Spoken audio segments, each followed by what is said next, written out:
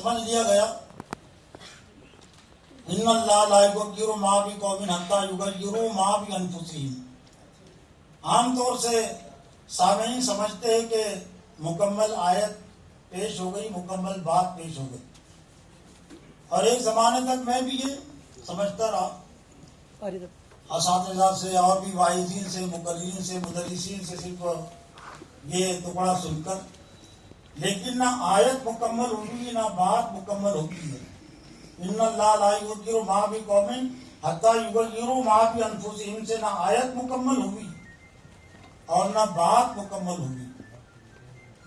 اس آیت میں ایک طرح سے 5 اہم باتیں ہیں. 2 باتیں اس آیت کے ٹکڑے سے پہلے ہیں اور 2 اہم باتیں اس آیت کے یہ ٹکڑے کے بعد ہیں. میں نے گویا کہ 5 باتوں پر مشتمل ہے یہ آیت کا عنوان اور موضوع. اس کا جو اصل سیاق و سباق ہے آیت نمبر اسی صورت کے آیت نمبر 7 میں انما انت منذر ولکل قوم ہاد، ہم نے آپ کو ڈرانے والا بنا کر بھیجا ہے اور ہر قوم کے لیے ہم نے ایک ہادی بنایا ہے، رہنما بنایا ہے. اور ایک طرح سے یہ آیت انبیاء علیہ السلام کے جو 2 بنیادی کام تھے، نذیر اور بشیر، تو یہ آیت اپنے اندر تبشیر بھی لیے ہوئے اور تنذیر بھی لیے ہوئے. اور ایک اہم عنوان اور موضوع بنتا ہے تعلیم اور تربیت کا بھی اور قرآن کا بھی، تنبیہ اور تسلی. جہاں یہ آیت تبشیر اور تنذیر اپنے اندر لیے ہوئے، بشارت اور ڈراوا، تو وہیں یہ آیت اپنے اندر تنبیہ بھی لیے ہوئے اور تسلی بھی لیے ہوئے.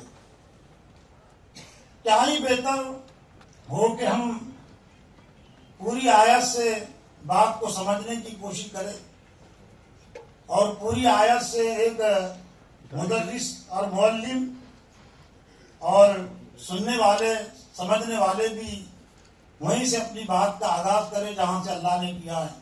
لَهُ مُعَقِّبَاتٌ مِّن بَيْنِ يَدَيْهِ وَمِنْ خَلْفِهِ، اس کے لیے پہرے دار مقرر ہے، باڈی گارڈ مقرر ہے.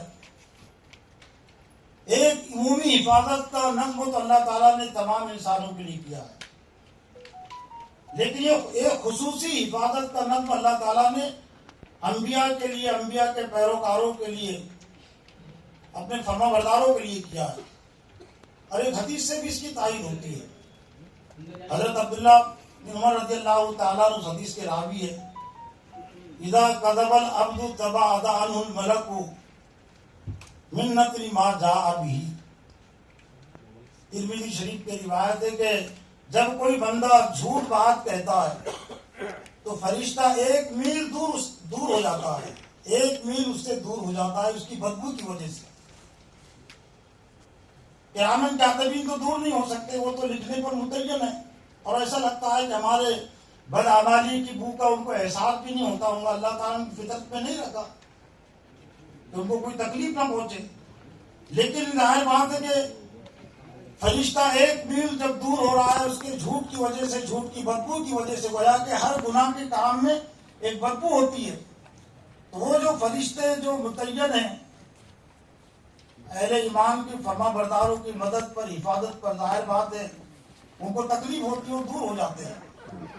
تو گویا کہ اسی خصوصی نصرت کا اور خصوصی حفاظت کا اللہ تعالیٰ نے یہاں پر بیان کیا ہے کہ جو اللہ تعالیٰ کی طرف سے نظم قائم ہے.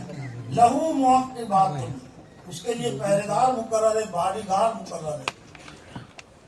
شہادت اس کے خلاف نہیں ہے. شہادت تو سب سے بڑی محفوظ ترین چیز ہے. جو شہید ہو گیا وہ محفوظ ہو گیا، ایمان پر اس کا خاتمہ ہوا ہے. لیکن شہادت ہر ایک کو نہیں ملتی. شہادت کی دعا کرنے کے بعد بھی ہر ایک کو شہادت اللہ تعالیٰ نہیں دیتا، اور اس لیے نہیں دیتا کہ ویسے ہی دنیا میں دین کا کام کرنے والے بہت ہی کم رہے ہیں، کم ہی رہیں گے. اللہ تعالیٰ ہر ایک کو اس کی مرضی کے مطابق اگر شہادت دے دے تو پھر دین کا کام کرنے والے کم ہو جائیں گے. شہادت کا مطلب ہے شارٹ کٹ راستے سے جنت میں پہنچانا. تو اللہ تعالیٰ ہر ایک کو شارٹ کٹ راستے سے جنت میں نہیں پہنچانا چاہتا. مختصر راستے سے نہیں. اہل ایمان ایک طویل راستہ بھی طے کرے, طویل عمر طویل مدت طے کرے دین کی حفاظت کے لیے, اس کی اشاعت کے لیے. اور پھر جو نیت کرتا ہے تو ہر نیت کا اجر ثواب اس کو ملتا ہے. شہید اگر وہ نہیں بھی ہوا تو جس کی شہادت کی نیت تمنا ہے آرزو, تو ظاہر بات ہے حضرت خالد بن ولید 300 جنگوں میں ان کی شرکت رہی ہے ایمان لانے کے بعد بھی, لیکن شہادت ان کو نہیں ملی ہے. تو 300 شہادتوں کا اجر ثواب تو ان کو مل ہی گیا. بستر پر ان کی موت ہوئی, لیکن ہر جنگ میں شہید ہونے کی دعا رہتی تھی, آرزو تمنا رہتی تھی. تو اللہ تعالیٰ نے ہر آرزو کا ان کو انعام بھی عطا کیا. دانش کے واعظین مقررین مدرسین یہاں سے بات کو شروع کرتے جہاں سے اللہ نے کیا ہے.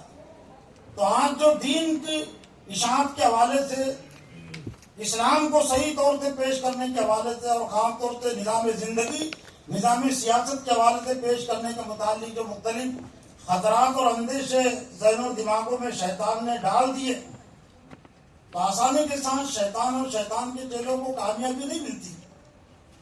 کہ جب اللہ کی طرف سے باڈی گارڈ مقرر ہے, محافظین مقرر ہے, تو مجھ کو اپنی حفاظت کا الگ سے نظم کرنے کی کیا ضرورت. اللہ تعالیٰ نے خود نظم قائم کیا ہے. لہو معقبات من بین یدی ومن خلفی, اس کے لیے پہرے دار مقرر ہے, باڈی گارڈ مقرر, محافظین مقرر ہے. اور وہ محافظین تو کبھی خیانت نہیں کر سکتے, جو کمزور نہیں پڑ سکتے, ورنہ دنیا کے جو محافظین ہیں وہ خیانت بھی کرتے ہیں. 1984 میں خود اندرا گاندھی کے ایک محافظ نے, باڈی گارڈ نے اندرا گاندھی کو گولی مار دی تھی. لیکن اللہ تعالیٰ کی طرف سے جو مقرر ہے, خاص طور سے یہ فرما بردار بندوں کے لیے, دین کا کام کرنے والوں کے لیے, وہ نہ خیانت کر سکتے نہ کمزور پڑ سکتے. یہاں فَضُونَهُ مِنْ أَمْرِ اللَّهِ, پہلی بات لہو معقبات من بین یدی ومن خلفی, اس کے لیے پہرے دار مقرر ہے آگے اور پیچھے سے. یہاں فَضُونَهُ مِنْ أَمْرِ اللَّهِ, یعنی گویا کہ خصوصی نظموں کی طرف اشارہ ہے, جو اللہ کی اجازت سے اس کی حفاظت کرتے ہیں. جان کی حفاظت بھی کرتے ہیں, ایمان کی حفاظت میں بھی مدد کرتے ہیں. اور اصل اہل ایمان کے نزدیک وہ ایمان کی حفاظت کا مسئلہ ہے ہر دور میں. یہ اور بات ہے کہ آج مسئلے کی ترجیح تبدیل ہو گئی, جان کی حفاظت کا مسئلہ یہ مقدم ہو گیا اہل ایمان کے نزدیک. ایسا ماضی میں مجموعی لحاظ سے نہیں ہوا کبھی. ہاں, مجموعی لحاظ سے ماضی میں ایمان کی حفاظت کا مسئلہ رہا ہے کہ چاہے ہماری جان چلی جائے لیکن ایمان محفوظ رہے, ایمان نہ جائے. لیکن آج عالمی سطح پر, اور اس کے اثرات بھارت میں بھی, اور اس کے اثرات کچھ علماء پر بھی آ گئے, ہم جیسے افراد پر بھی آ گئے. تو جان کی حفاظت کا مسئلہ, مال کی حفاظت کا مسئلہ یہ مقدم ہو گیا. تو اس کی وجہ سے ہماری جانیں بھی غیر محفوظ ہو گئی, مال بھی غیر محفوظ ہو گیا. اور جب امت مسلمہ نے ایمان کو مقدم مسئلہ رکھا, ایمان کی حفاظت کا مسئلہ مقدم مسئلہ ہے, تو اس کے نتیجے میں اللہ نے ان کی جانوں کو بھی محفوظ کیا تھا, ان کے مالوں کو بھی محفوظ کیا تھا, ان کے وطن کو بھی محفوظ کیا تھا. یہاں فَضُونَهُ مِنْ أَمْرِ اللَّهِ, گویا کہ دو اہم بات, لیکن اس دو باتوں سے کوئی یہ نہ سمجھ بیٹھے کہ جب اللہ کی طرف سے خصوصی نظم ہے حفاظت کا تو ہم کو کچھ کرنے کی ضرورت نہیں ہے. تو یہاں سے جو ایک غلط بات شیطان ڈال سکتا ہے, تو اللہ نے جو عام طور سے جو ٹکڑا پیش کیا جاتا ہے اس کا اس ٹکڑے کے ذریعے سے اس کا جواب دیا ہے, جو حاصل نکلتا ہے کہ کوئی مطمئن نہ ہو جائے کہ مجھے کچھ کرنے کی ضرورت نہیں ہے. جب سب فرشتے کر لیں گے, فرشتے مدد کریں گے, حفاظت کریں گے, فرشتے بدلیں گے نہیں. فرشتوں کو یہ طاقت اور قوت حاصل نہیں کہ کسی کی زندگی کو تبدیل کر دے, تمہاری زندگی کو تبدیل کر دے. تبدیلی کے لیے شرط ان اللہ لا یغیر ما بقوم حتی یغیروا ما بانفسہم, اللہ کسی قوم کی حالت کو نہیں بدلتا جب تک وہ اپنے آپ کو نہ بدلے. فرشتوں کے بس میں نہیں ہے, اللہ کے بس میں سب کچھ, لیکن اللہ نے طے کر دیا. اللہ بھی نہیں بدل سکتا, انبیاء بھی بدل نہیں سکتے. اور بدل سکتا تھا کوئی کسی اس کی خواہش کے بغیر, تبدیلی کی خواہش کے بغیر, تو میرا اپنا احساس ہے کم از کم ابو طالب اس دنیا سے ایمان سے محروم نہیں چاہتے. حضرت محمد صلی اللہ علیہ وسلم کی بڑی خواہش تھی, بڑی آتر تمنا تھی, دعا بھی تھی, لیکن ابو طالب کے اندر بے طلبی تھی. نام تو تھا ابو طالب لیکن ماں بے طلب. کہ مدینہ سے دور رہنے والے, مکہ سے دور رہنے والے افراد آتے, قرآن سنتے, ایمان قبول کر لیتے, لیکن موت تک انہوں نے ایمان کو اپنے لیے پسند نہیں کیا. تو اللہ نے فرمایا کہ کوئی, اللہ اس وقت تک کسی قوم کی حالت کو نہیں بدلتا جب تک کہ اپنے آپ کو نہ بدلے. ظفر علی خان ایک شاعر گزرے اور ان کے اشعار میں بھی کچھ اسی طرح کی فکر اور طرز پایا جاتا ہے, کچھ حد تک, پورے حد تک نہیں جو علامہ اقبال کے اشعار میں ہے. اس لیے بہت سارے لوگ اس شعر کو بھی علامہ اقبال کی طرف منسوخ کرتے ہیں. خدا نے آج تک اس قوم کی حالت نہیں بدلی, نہ ہو جس کو خیال آپ اپنی حالت کے بدلنے کا. یہ ظفر علی خان صاحب کا شعر ہے, لیکن علامہ اقبال اس وقت شان ایک طرح سے پائی جاتی ہے, اس لیے پیش کرتے تھے. کوئی قرآن حدیث کی طرف تو کوئی غلط بات منسوخ نہیں کر سکتے, لیکن کوئی خطا سے غلطی سے کر دے رہا تو اب صدر گزر کی بات ہوگی. بہرحال ظفر علی خان نے طرف اسی شعر کی ترجمانی پیش کی. خدا نے آج تک اس قوم کی حالت نہیں بدلی, نہ ہو جس کو خیال آپ اپنی حالت کی بدلے نہیں. لیکن اہم بات, وَإِذَا أَرَادَ اللَّهُ بِقَوْمٍ سُوءًا فَلَا مَرَدَّ لَهُ, کہ اللہ تعالیٰ نہیں بدلتا, لیکن اگر تم اپنے آپ کو بدلنے کی کوشش نہیں کرو گے, اپنی بے دینی اور بے حسی اور غفلت کی زندگی کو اگر تم نہیں بدلو گے, تو یہ نہ سمجھ لو کہ اللہ کا معاملہ تمہارے ساتھ بس ایسے ہی رہے گا اور اللہ تم کو تمہارے حال پر ہی چھوڑے گا. ایک مہلت ہوتی ہے, ایک مدت ہوتی ہے. لیکن جو فرد, جو قوم اپنی بے دینی کی زندگی کو, خدا بیدار زندگی کو, کوئی فرد, کوئی قوم اگر نہیں بدلتی ہے تو اللہ نے اس کا یہاں حل پیش کیا, اس کے متعلق فیصلہ سنایا ہے. وَإِذَا أَرَادَ اللَّهُ بِقَوْمٍ سُوءًا فَلَا مَرَدَّ لَهُ. میں سمجھتا ہوں ترجمے کی ضرورت نہیں, لیکن ہو سکتا ہے کچھ حفاظ ہو. اور جب اللہ تعالیٰ کسی قوم کو عذاب دینے کا فیصلہ کر لیتا ہے, ہلاک کرنے کا فیصلہ کر لیتا ہے, تو کوئی طاقت اور قوت اس کو ٹال نہیں سکتی.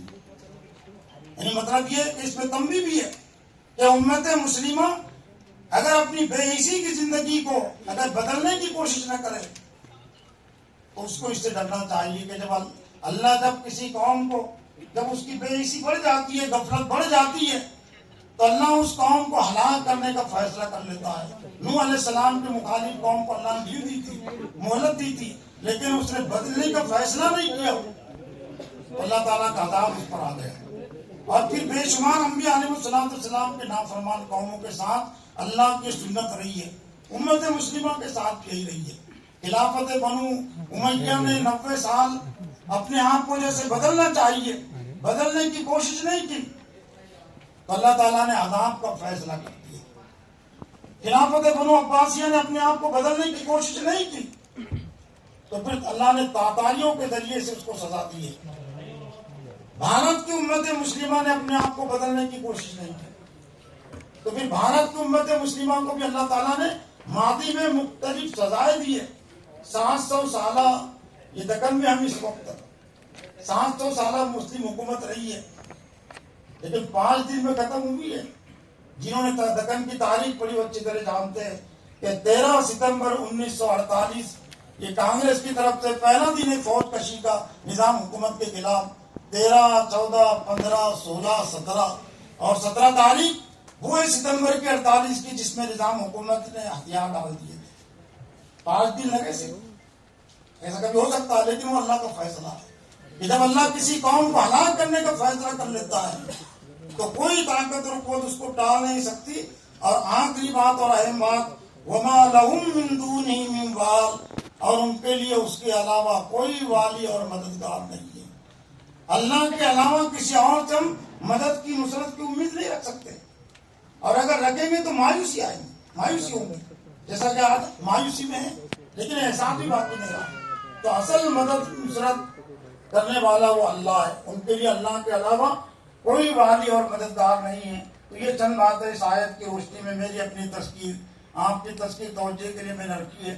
اللہ تعالیٰ سے دعا ہے کہ اللہ تعالیٰ مجھے اور آپ کو مزید اس آیت پر غور و فکر کرنے اور اس سے نصیحت حاصل کرنے کی توفیق عطا فرمائے. واقعی دعوانا الحمدللہ.